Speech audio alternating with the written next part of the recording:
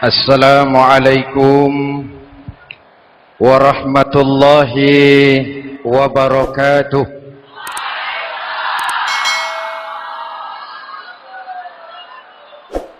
Alhamdulillahi rabbil alamin. Wassalatu wassalamu ala asyrafil mursalin Sayyidina wa maulana Muhammadin wa ala alihi wa sahbihi ajma'in, amma ba'du.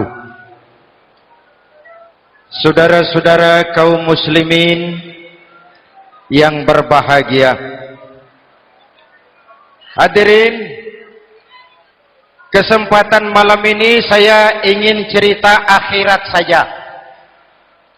Sudah pernah ke akhirat belum? Mau? Kalau mau saya daftar, besok berangkat. Salah satu rukun iman yang 6, percaya kepada adanya akhirat. Satu saat alam ini akan hancur sehancur-hancurnya. Bumi, gempa, gunung, meletus, air laut tumpah ke darat. Planet-planet bertabrakan, halilintar menyambar, angin topan bertiup. Semua yang bernama hidup mati, itu kiamat. Lalu kita akan dibangkitkan di padang mahsyar, dibangkitkan dari kubur kita masing-masing. Dan subhanallah, pada saat bangkit dari kubur itu, keadaan muka kita ini menurut satu riwayat berubah menurut amalan kita masing-masing. Jangan heran nanti ada yang dibangkitkan dari kuburnya itu mukanya berubah jadi muka tikus. Hebat sekali, badannya badan manusia, tangannya tangan manusia, mukanya muka tikus. Sebab apa? Sebab waktu di dunia amalannya amalan tikus. Apa amalan tikus itu? Suka menggeragoti barang yang disimpan rapi-rapi.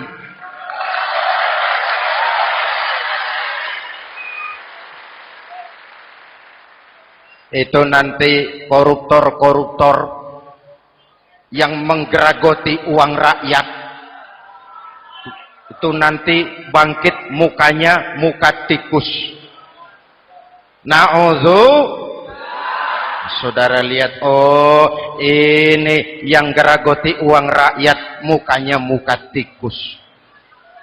Ada lagi yang bangkit dari kubur, mukanya itu berubah jadi muka harimau. Kenapa? Waktu di dunia amalannya amalan harimau. Apa harimau itu? Mau menang sendiri, keras kepala, kupeh. Di mana ada hutan, rajanya pasti harimau. Padahal hutan belum pernah bikin pemilihan umum. Betul? Tapi harimau tidak peduli ada pemilihan umum atau tidak, saya raja hutan. Setelah naik jadi raja di hutan, harimau bukan melindungi rakyatnya, malah makanin rakyatnya.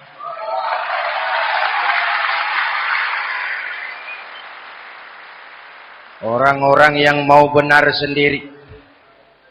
Ada lagi yang bangkit dari kubur gagah, mukanya muka ketek. Sebab apa? Waktu di dunia amalannya amalan ketek. Apa ketek itu? Rakus, serakah, tamak. Coba, ketek itu kasih pisang, dimakan. Berikan lagi, pegang. Berikan lagi, kakinya yang megang. Temannya diberikan, masih dirampas juga. Ketek. Serakah. Kalau mental ketek masih gentayangan di republik ini, maka pemerataan cuman akan jadi dongeng. Kaum muslimin yang berbahagia, pada saat itu di akhirat nanti, setiap orang sibuk dengan urusannya sendiri-sendiri. boleh jadi setiap kita lalu akan dimintakan pertanggungjawaban jawab. Boleh jadi orang tua tidak sempat lagi mengingat anaknya, saudara tidak lagi sempat memikirkan saudaranya. Tiap orang akan dimintakan pertanggungjawaban jawab. Dalam kondisi seperti itu, Rasulullah mengajarkan sab'atun yudhilluhumullahu yawma la dhilla illa zilluh. Ada 7 golongan manusia yang di akhirat nanti akan langsung mendapat perlindungan dari Allah Subhanahu wa ta'ala. Orang lain sibuk, dia tenang. Orang lain resah dan gelisah, dia ayem. Kenapa? Mendapat perlindungan dari Allah. Sebab ketika di dunia ia memberikan perlindungan kepada orang banyak. Siapa mereka? Mudah-mudahan kita termasuk salah satu di dalamnya. Mencari perlindungan Allah lebih-lebih dalam situasi sekarang ini. Pertama, imamun adil.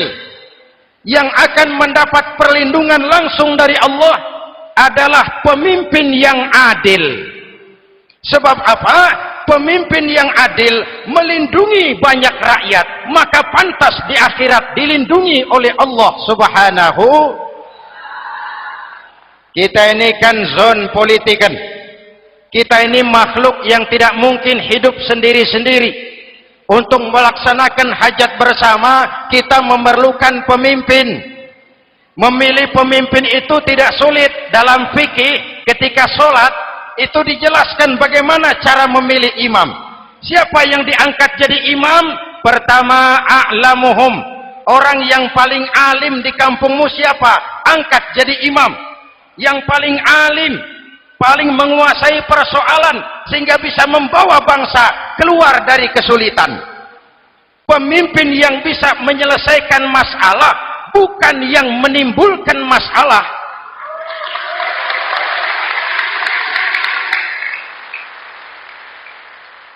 Apalagi kalau pemimpinnya jadi masalah, bagian dari masalah. Ini namanya pengurus jadi urusan. A'lamuhum. Pak, di kampung saya ada 2 orang, alimnya sama. Yang mana yang jadi imam? Afsahuhum, yang lebih fasih lidahnya, yang paling pandai menyuarakan aspirasi rakyatnya, punya sense of crisis. Yang satu alim tapi pelo. Yang satu alim tidak pelo, yang tidak pelo jadi imam. Kenapa? Tidak sah orang fasih bermakmum kepada imam pelo. Pak, ini imam pelo, makmum pelo semua, sah. Namanya kampung pelo. Aduh Pak, ini 2 orang alimnya sama, fasihnya sama, yang mana yang jadi imam? Aktsaruhum sinnan, yang lebih tua umurnya, senioritas baru dihitung. Lahirnya bareng Pak. Yang mana yang jadi imam? Awaluhum hijratan, yang lebih dulu tinggal di situ, yang punya semangat nasionalisme yang tinggi, yang cinta kepada bangsa dan rakyatnya. Sudah ada imam, sudah, ayo azan. Apa azan itu? Proklamasi. Salat mau dimulai. Sudah azan? Sudah. Qobliyah 2 rakaat. Qobliyah. Apa qobliyah itu? Dulu ada namanya Panitia Persiapan Kemerdekaan Indonesia. Qobliyah. Sudah qobliyah? Sudah. Luruskan shaf. Atur barisan yang lurus. Rapatkan barisan. Apa ini? Bentuk pemerintahan yang kompak, bersih, berwibawa. Jangan sesama elit saling tawuran.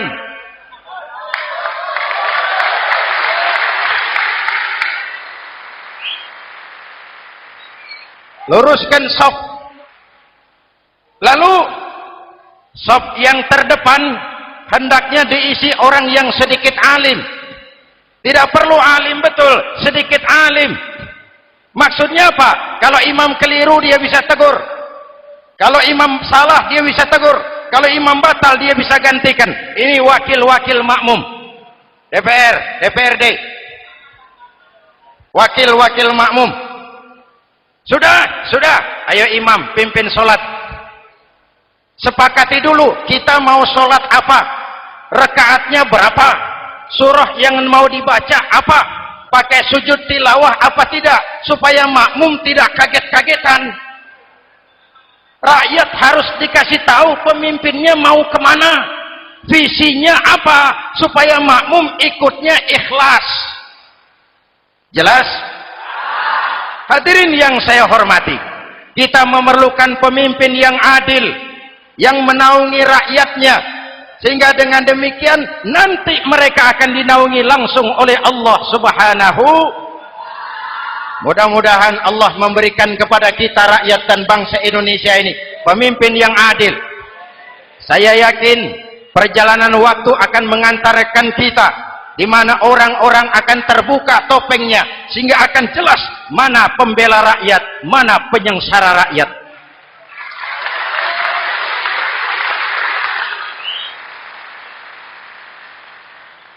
Lalu sebenarnya tiap kita ini kan pemimpin. Pak Lurah pemimpin di kelurahannya, Pak Camat pemimpin di kecamatannya, kepala suami pemimpin di rumah tangganya, anak muda pemimpin bagi dirinya, dan setiap kita akan dimintakan pertanggungan jawab tentang apa yang kita pimpin. Marilah setiap kita berusaha menjadi pemimpin yang adil. Satu. Yang kedua, syab nasya'a fi ibadatillah, anak muda yang tekun beribadah kepada Allah. Amin. Remaja adalah masa depan kita semua. Akan bagaimana Republik Indonesia, bahkan akan bagaimana Islam di Republik Indonesia 20, 30, 40 tahun yang akan datang, anak-anak kita jawabannya. Jelas? Maka menghancurkan Islam tidak usah menyegel masjid, tidak usah menutup pesantren, tidak perlu melarang pengajian, cukup dengan meracuni remaja dan pemuda Islam, menjauhkan mereka dari agama dan ulama. Kalau mereka sudah jauh dari agama dan ulama, tinggal menunggu pergantian generasi.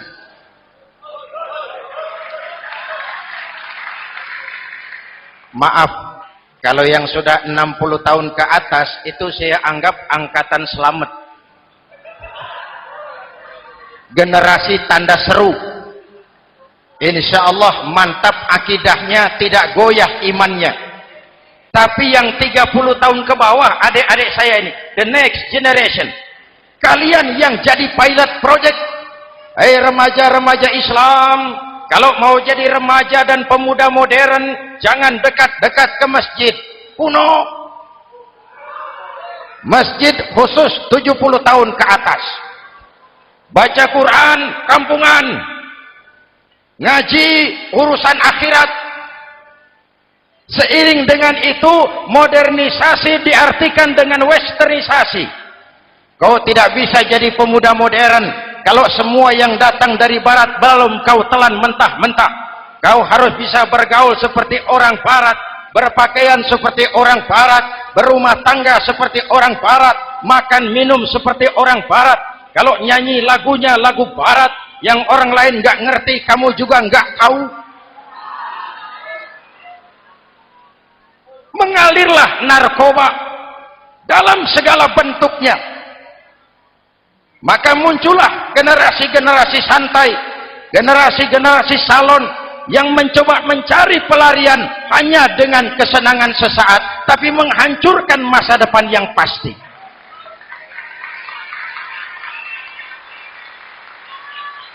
Maka mengalirlah free love, free sex, Samenleben, hidup bersama di luar nikah alias kumpul. Ya sama saja, kumpul kebo, kumpul embek itu sama.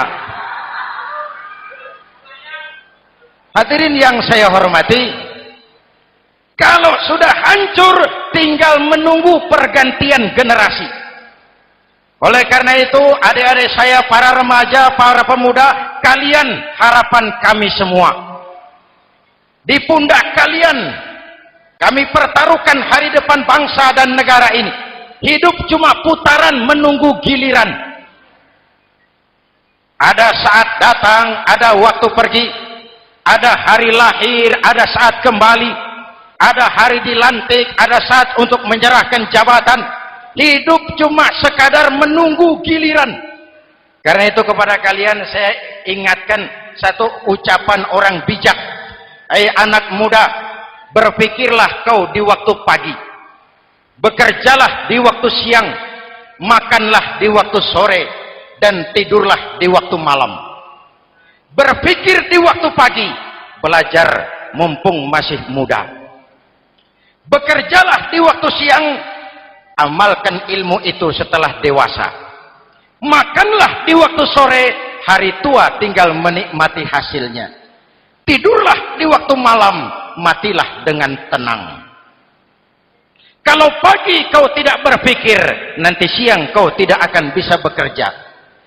Kalau siang tidak kerja, nanti sore mau makan apa? Kalau sore tidak makan, alamat malam enggak bisa tidur.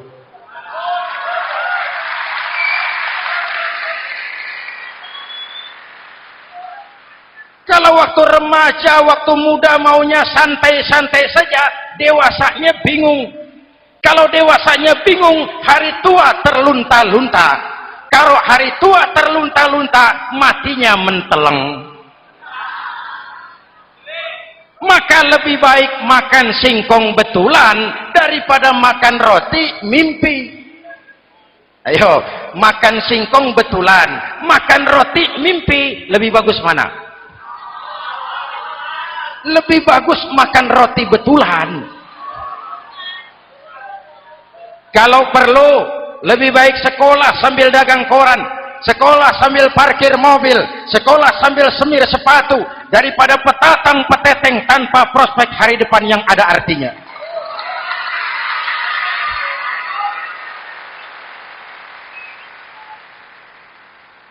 Inilah golongan kedua yang nanti akan langsung mendapat perlindungan dari Allah. Anak muda yang tekun ibadah. Kalau orang tua tekun ibadah, pantas. Orang tua rajin ibadah, tidak istimewa. Masya Allah Pak, itu orang tahajudnya hebat, wirid yasinnya mantap, puasanya luar biasa, zikirnya mantap. Umurnya berapa? 70. Wajar. Lalarwi sanjo. Sudah larut senja. Kalau 70 masih jadi preman, kapan tobatnya? Tapi kalau ada anak muda, darahnya masih mengalir dengan panas, keinginannya masih sejuta khayal, dia bisa salurkan di jalan Allah, itu amat disukai Allah, dan itu akan mendapat perlindungan langsung dari Allah Subhanahu. Hadirin kaum muslimin di seluruh tanah air yang saya cintai, sekarang kita sampai kepada golongan ketiga yang nanti dinaungi Allah. Itu siapa? Rajulun qalbuhu mu'allakun bil masajid. Seseorang yang hatinya selalu terpaut kepada masjid. Masjid memang tempat melaksanakan sholat, tapi lebih dari itu dia adalah pusat kegiatan umat. Umat Islam dengan masjid seperti ikan dengan air, tidak boleh berpisah. Sehingga ada hadis qudsi mengajarkan, inna buyuti fil ardil masajid wa inna zuwari fiha ummaruha. Rumahku di permukaan bumi adalah masjid. Orang-orang yang memakmurkan masjid adalah tamuku. Dari masjidlah terpancar semangat silaturahmi, dan itu yang sangat kita perlukan sekarang. Di tengah-tengah kerentanan kita sebagai bangsa, masjid harus jadi lem perekat. Di sini siapapun yang datang mengucapkan assalamualaikum, betul? Menebarkan salam, menebarkan rasa damai, bersalaman. Kata Nabi, ma min muslimaini yaltaqiyani fayatasafahani illa ghafarallahu dzunubahuma. Apabila dua orang Islam bertemu lalu bersalam-salaman, Allah akan menghapuskan dosa yang terjadi di antara kedua orang itu. Bangsa kita sedang rentan perpecahan. Benih-benih disintegrasi bertebaran di mana-mana. Maka mari kita kembali ke masjid untuk menyusun semangat kebersamaan, meluruskan saf, merapatkan barisan, dan menerjemahkannya di luar masjid. Ini ada kaitannya dengan faktor yang keempat, yang langsung dilindungi Allah. Siapa mereka? Rajulani tahabba fillahi ijtama'a alaihi wa tafarraqa alaihi. Dua orang yang bersaudara, bertemu karena Allah, berpisah karena Allah. Itu akan dilindungi langsung oleh Allah di hari akhirat nanti. Dua orang bersaudara, bertemu karena Allah, berpisah pun juga karena Allah. Tadi dalam perjalanan ke sini saya melalui sebuah desa. Masih ada sisa-sisa tawuran antar desa. Saya tidak sebutkan desanya, itu rahasia perusahaan. Saya cuma prihatin siapa lawan siapa, siapa yang kita bakar rumahnya, siapa yang kita sambiti dengan batu, siapa yang kita rugikan, padahal urusannya kadang-kadang sepele. Di satu desa misalnya cuma urusan kaset jadi tawuran antar desa. Ini kan hal yang sangat sepele, padahal Nabi mengajarkan dengan keras, kalau dua orang Islam saling bertengkar, al-qatil wal maktul finnar, yang membunuh dan yang dibunuh dua-duanya neraka. Sahabat bertanya, ya Rasul, kalau yang membunuh masuk neraka pantas, kenapa yang dibunuh neraka juga? Rasulullah senyum lalu berkata, yang dibunuh pun sudah punya niat membunuh, cuma keduluan dibunuh. Andai kata tidak dibunuh, dia yang akan membunuh. Mari kita renungkan, kenapa sebagai bangsa kita seperti tercabut dari akar budaya kita. Kita jadi beringas, kita jadi brutal untuk hal yang sepele. Yang satu teriak Allahu Akbar, yang lain teriak Allahu Akbar. Siapa lawan siapa? Dulu Bung Tomo teriak Allahu Akbar, musuhnya londo. Sayyidina Hamzah, Khalid bin Walid teriak Allahu Akbar, yang dilawan kafir. Abu Jahal, Abu Lahab, Abu Sufyan. Sekarang si Ali lawan si Hasan, Hasan Allahu Akbar, Ali Allahu Akbar. Siapa lawan siapa?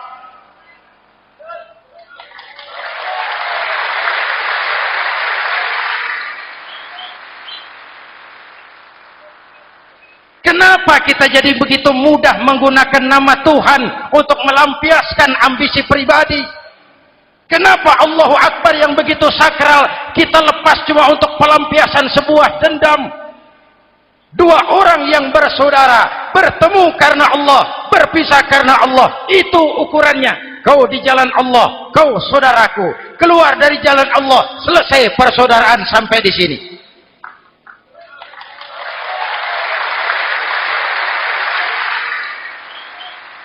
Hadirin, lewat mimbar ini saya kembali menekankan, mari kita pelihara kerukunan.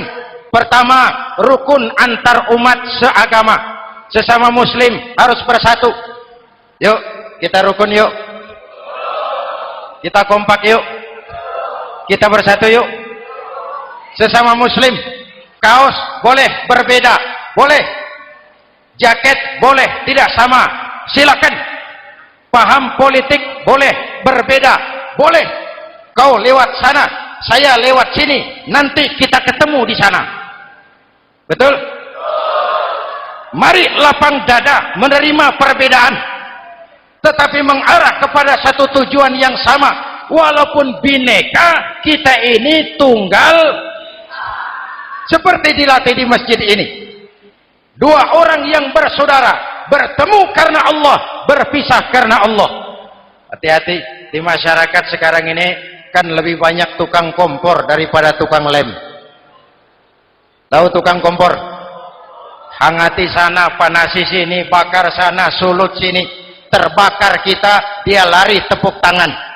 Udah capek kita rakyat diobok-obok, udah capek kita rakyat dialamatkan, dijadikan address. Semua kalau pidato demi rakyat, untuk rakyat, buat rakyat, padahal nggak pernah kenal sama rakyat. Kita cuma jadi alamat. Mari kita kokohkan akar kebersamaan. Kita sama-sama anak Ibu Pertiwi. Di negeri ini kita dilahirkan. Air negeri ini yang kita minum. Udara negeri ini yang kita hirup. Kalian remaja, kalian pemuda, lebih bertanggung jawab karena kalian anak Ibu Pertiwi. Hadirin yang saya hormati, maka tetaplah jaga semangat kebersamaan. Ini yang keempat. Yang kelima, rajulun zakarallaha khalian fafadat ainahu. Seseorang yang mengingat Allah dalam kesunyian lalu berlinang air matanya. Tengah malam, dikala orang sedang tidur, dia bangun munajat, gemersik tikar tersentuh tangan, laksana lambayan tangan malaikat maut datang hendak merenggut nyawa. Terbayang dosa yang pernah dia kerjakan, air mata berurai membasahi pipi tanpa terasa. Orang yang munajat semacam itu nanti langsung mendapat perlindungan dari Allah Subhanahu. Saya pernah baca hadis qudsi, merinding bulu kuduk saya mendengar hadis qudsi ini. Terbayang Indonesia saya, Indonesiaku, Indonesiamu, Indonesia kita semua. Apa kata Allah dalam hadis qudsi? Inni la ahammu bi'azabi ibadi. Kadang-kadang aku muak melihat tingkah laku manusia. Aku kepengen turunkan azab. Kalau azab turun di bumi, kita sudah merasakan banjir di mana-mana.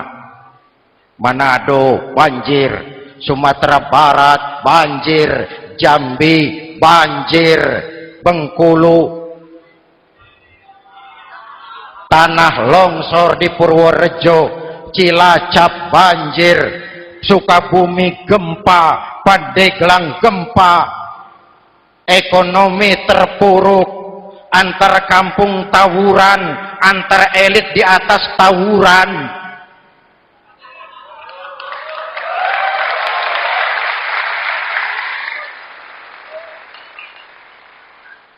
Hutang numpuk. 40% APBN kita ini sekarang cuma untuk bayar hutang.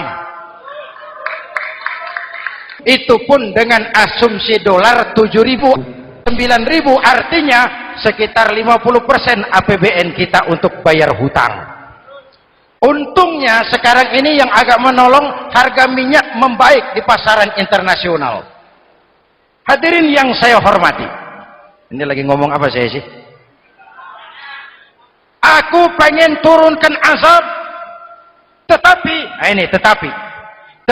kata Allah, ketika aku melihat orang-orang tua yang sujud di keheningan malam, bayi-bayi tanpa dosa masih menyujud.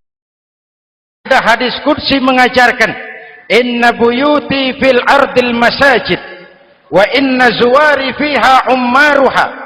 Rumahku di permukaan bumi adalah masjid. Orang-orang yang memakmurkan masjid adalah tamuku. Dari masjidlah terpancar semangat silaturahmi, dan itu yang sangat kita perlukan sekarang. Di tengah-tengah kerentanan kita sebagai bangsa, masjid harus jadi lem perekat. Di sini siapapun yang datang mengucapkan assalamualaikum, betul? Menebarkan salam, menebarkan rasa damai, bersalaman. Kata Nabi, ma min muslimaini yaltaqiyani fayatasafahani illa ghafarallahu dzunubahuma. Apabila dua orang Islam bertemu lalu bersalam-salaman, Allah akan menghapuskan dosa yang terjadi di antara kedua orang itu. Bangsa kita sedang rentan perpecahan. Benih-benih disintegrasi bertebaran di mana-mana. Maka mari kita kembali ke masjid untuk menyusun semangat kebersamaan, meluruskan saf, merapatkan barisan, dan menerjemahkannya di luar masjid. Ini ada kaitannya dengan faktor yang keempat, yang langsung dilindungi Allah. Siapa mereka? Rajulani tahabba fillahi ijtama'a alaihi wa tafarraqa alaihi. Dua orang yang bersaudara, bertemu karena Allah, berpisah karena Allah. Itu akan dilindungi langsung oleh Allah di hari akhirat nanti. Dua orang bersaudara, bertemu karena Allah, berpisah pun juga karena Allah. Tadi dalam perjalanan ke sini saya melalui sebuah desa. Masih ada sisa-sisa tawuran antar desa. Saya tidak sebutkan desanya, itu rahasia perusahaan. Saya cuma prihatin siapa lawan siapa, siapa yang kita bakar rumahnya, siapa yang kita sambiti dengan batu, siapa yang kita rugikan, padahal urusannya kadang-kadang sepele.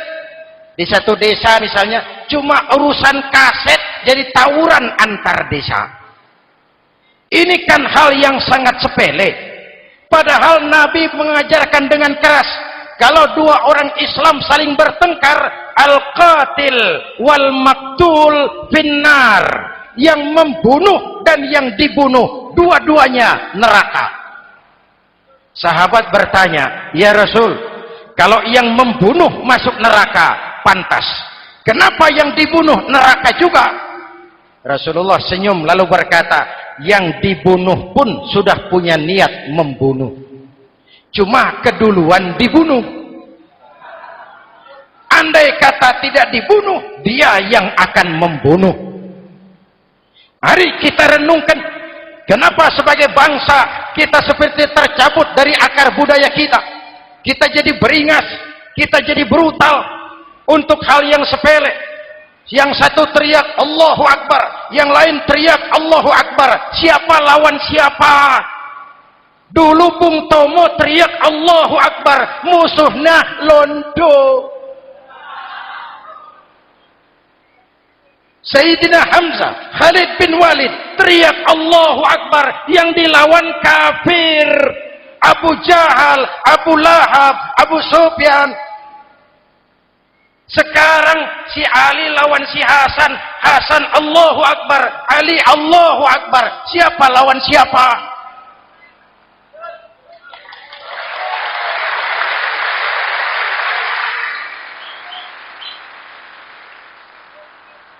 Kenapa kita jadi begitu mudah menggunakan nama Tuhan untuk melampiaskan ambisi pribadi? Kenapa Allahu Akbar yang begitu sakral kita lepas cuma untuk pelampiasan sebuah dendam? Dua orang yang bersaudara, bertemu karena Allah, berpisah karena Allah. Itu ukurannya. Kau di jalan Allah, kau saudaraku. Keluar dari jalan Allah, selesai persaudaraan sampai di sini.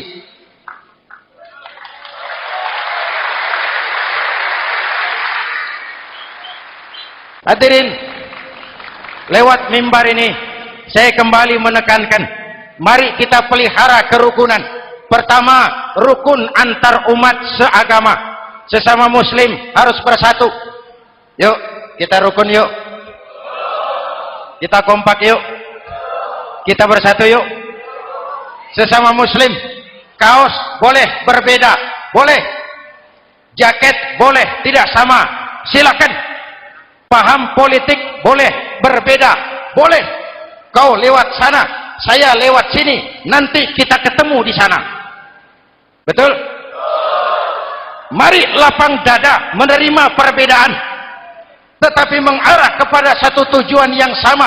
Walaupun bineka, kita ini tunggal. Seperti dilatih di masjid ini. Dua orang yang bersaudara, bertemu karena Allah, berpisah karena Allah. Hati-hati, di masyarakat sekarang ini kan lebih banyak tukang kompor daripada tukang lem. Tahu tukang kompor? Hangati sana, panasi sini, bakar sana, sulut sini. Terbakar kita, dia lari tepuk tangan. Sudah capek kita rakyat diobok-obok. Udah capek kita rakyat dialamatkan, dijadikan address. Semua kalau pidato demi rakyat, untuk rakyat, buat rakyat, padahal nggak pernah kenal sama rakyat. Kita cuma jadi alamat. Mari kita kokohkan akar kebersamaan. Kita sama-sama anak Ibu Pertiwi. Di negeri ini kita dilahirkan. Air negeri ini yang kita minum, udara negeri ini yang kita hirup. Kalian remaja, kalian pemuda lebih bertanggung jawab karena kalian anak Ibu Pertiwi. Hadirin yang saya hormati, maka tetaplah jaga semangat kebersamaan. Ini yang keempat. Yang kelima, rajulun dzakarallaha khalian fafadat ainahu. Seseorang yang mengingat Allah dalam kesunyian lalu berlinang air matanya. Tengah malam, dikala orang sedang tidur, dia bangun munajat, gemersik tikar tersentuh tangan, laksana lambaian tangan malaikat maut datang hendak merenggut nyawa. Terbayang dosa yang pernah dia kerjakan, air mata berurai membasahi pipi tanpa terasa. Orang yang munajat semacam itu nanti langsung mendapat perlindungan dari Allah Subhanahu. Saya pernah baca hadis qudsi, merinding bulu kuduk saya mendengar hadis qudsi ini. Terbayang Indonesia saya, Indonesiaku, Indonesiamu, Indonesia kita semua. Apa kata Allah dalam hadis qudsi? Inni la ahammu bi'azabi ibadi. Kadang-kadang aku muak melihat tingkah laku manusia. Aku kepengen turunkan azab. Kalau azab turun di bumi, kita sudah merasakan banjir di mana-mana. Manado banjir, Sumatera Barat banjir, Jambi banjir, Bengkulu, tanah longsor di Purworejo, Cilacap banjir, Sukabumi gempa, Pandeglang gempa, ekonomi terpuruk, antar kampung tawuran, antar elit di atas tawuran.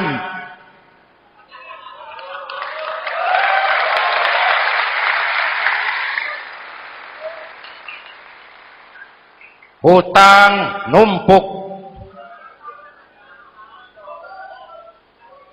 40% APBN kita ini sekarang cuma untuk bayar hutang.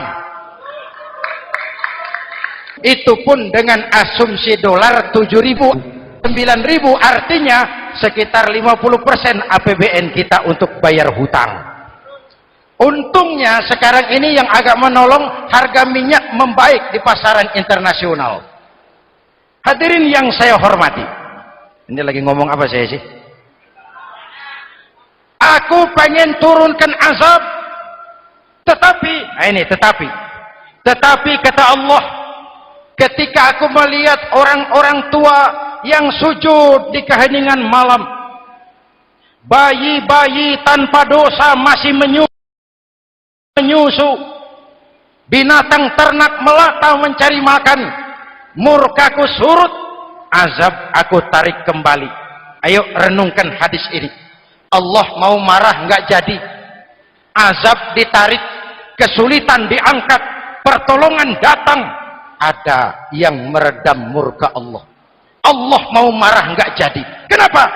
Orang-orang tua yang tengah malam sujud sambil berlinang air mata, itu yang meredam murka Allah, yang ikhlas menangis kepada Allah, bukan menangis berdasarkan pesanan.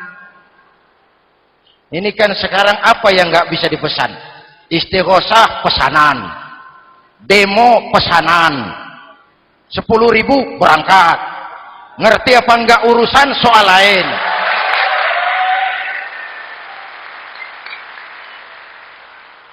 Jadi bukan demonstran, pekerja demo.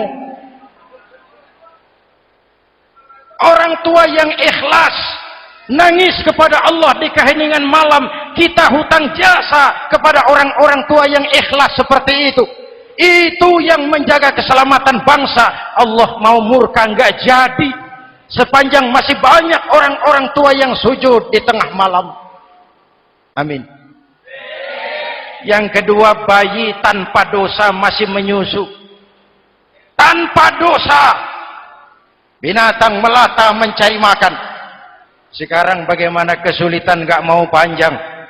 Mengamalkan hadisnya terbalik. Yang disuruh itu orang tua tengah malam sujud. Bayi tanpa dosa nyusu. Sekarang ini orang tua tengah malam nyusu, bayi tanpa dosa dibuang ke tempat sampah. Akibat pergaulan bebas, bayi tanpa dosa dibuang ke tempat sampah. Orang tua tengah malam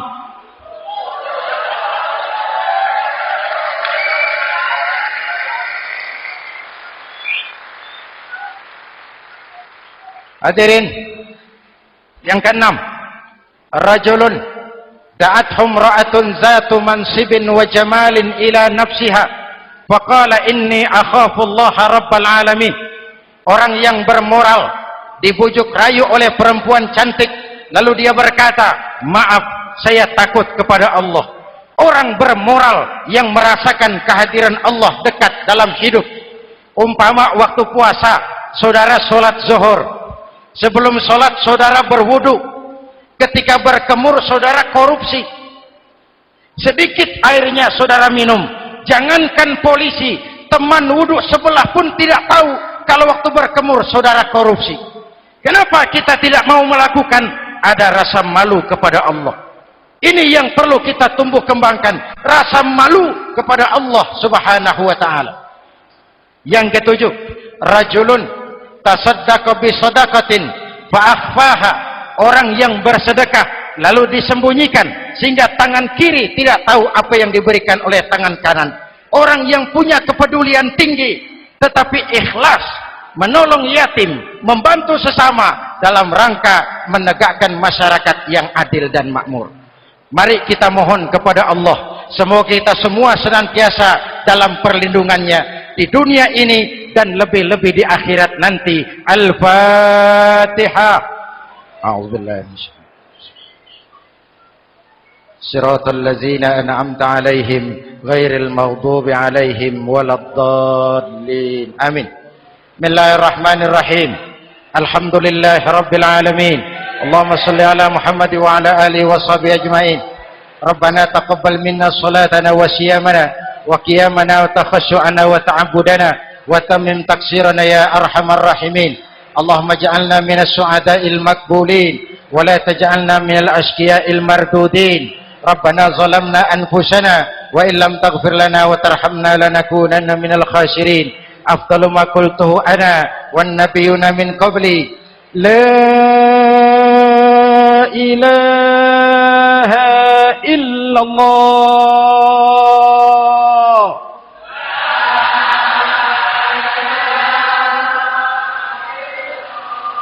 لا إله إلا الله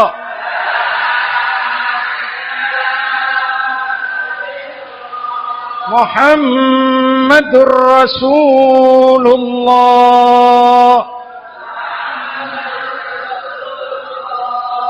كلمة حق عليها نحيا وعليها نموت وعليها نبعث إن شاء الله من الآمنين. وآخر دعوانا أن الحمد لله رب العالمين. السلام عليكم ورحمة الله وبركاته.